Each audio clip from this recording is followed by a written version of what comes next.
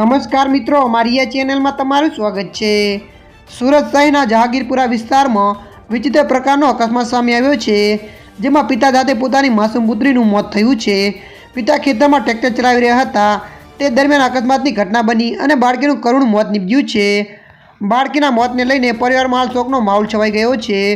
બીજી તરફ પિતાના હાથે દીકરીનું મોત થતાં આસપાસના વિસ્તારમાં ચકચાર મચી જવા પામી છે। પિતા ખેતરમાં ટ્રેક્ટર રિવેચ લઈ રહ્યા હતા, તે સમયે ભયંકર અકસ્માત સર્જાયો હોવાનું સામે આવ્યું છે।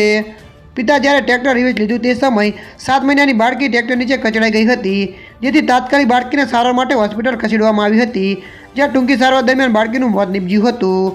બાળકીના મોતના પગલે પરિવારમાં શોકનું મોજું પડી વળ્યું હતું। દીકરી ગુમાવનાર માતાએ હૈયાપાટ રુદન કર્યું હતું। ઉલ્લેખનીય છે કે પિતા ટ્રેક્ટર લઈને કામ કરી રહ્યા હતા, ખેતરમાં ટ્રેક્ટર રિવેચ લેવામાં આવી રહ્યું હતું।